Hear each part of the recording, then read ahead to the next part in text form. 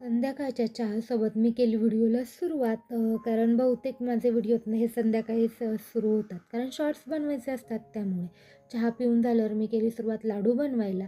कारण हे लाडूचं जे सामान आहे ते म्हणजे डिलिव्हरीपासून पडलेलं आहे. तेव्हा जे लाडू बनवले होते तर त्यातले मी काही खाल्ले आणि काही दोन्ही घरी म्हणजे सासरे आणि माहेरी दिली. यातलं बरंचसं खारीक खोबरं जे होतं भरपूर होतं ते मी सासरी दिलं कारण तिकडे खातात म्हणून.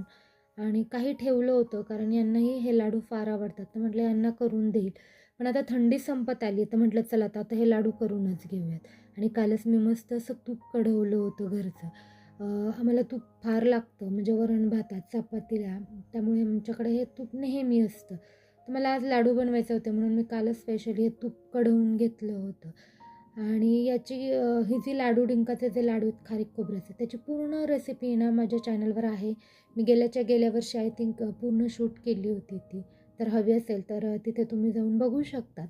आणि सगळ्यात आधी मी डिंक तळून घेते आणि डिंक आपल्याला खूप छान तळायचा. तो कच्चा राहता कामा नये. जर दाताखाली आलं ना तर फार ते चिकट आणि खायला कसं तरी लागतं. त्यामुळे छान असा फुलवून घ्यायचा. अगदी आपला उपासाचा जो चिवडा असतो ना तो तळल्यावर कसा दिसतो तसा तो दिसतो. तर इथे मी सगळे ड्रायफ्रूट्स आहे ना ते मस्त असे तळून घेतलेत. यावेळेस मी मखाने देखील ॲड केलेत. आणि आपला हा जो डिंक आहे ना तो छान असा फुलवून घेतला आहे. तो असा बोटाने दाबला तरी पूर्णपणे असा बारीक होईल अशा पद्धतीने हा आपल्याला तळून घ्यायचा आहे. अगदी मध्ये असं राहणार नाही याची काळजी घ्या.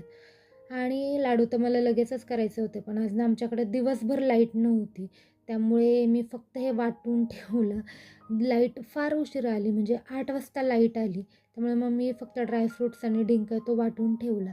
आणि ते खारीक खोबऱ्याची जी पावडर आहे ना ते तुपात मला भाजून घ्यायची. म्हटलं राहू देत आता उद्या बनवायच्यात लाडू तर मी उद्याच तयारी करते. त्यानंतर आज संध्याकाळी स्वयंपाक नव्हता कारण आज आम्ही पिझ्झा पार्टी करणार होतो. कारण खूप दिवस झाले आम्ही असं ना सोबत बसून पिझ्झा खाल्लेला नाही आहे. मी डिलिव्हरीच्या आदल्या दिवशी पिझ्झा खाल्ला होता त्यावर आत्ता पिझ्झा खाते आहे. आणि शक्यतो हे नाही खात मी आणि नवन्याच मागवते आणि खाते पण आज हे देखील आमच्यासोबत होते. त्यामुळे जास्ती मज्जा येणार होती. यांना बाहेरचा पिझ्झा आवडत नाही शक्यतो पण आज ते ट्राय करणार होते. त्यानंतर रात्री झोपताना आमचा एक वेब सिरीज आहे ते बघायचा प्लॅन ठरला. त्यासाठी आम्ही बनवलं होते पॉपकॉर्न. आणि नवन्याची ते सतत बडबड चालू असते तर ती सांगत होती ते की आम्ही असं केलं आहे तसं केलं आहे.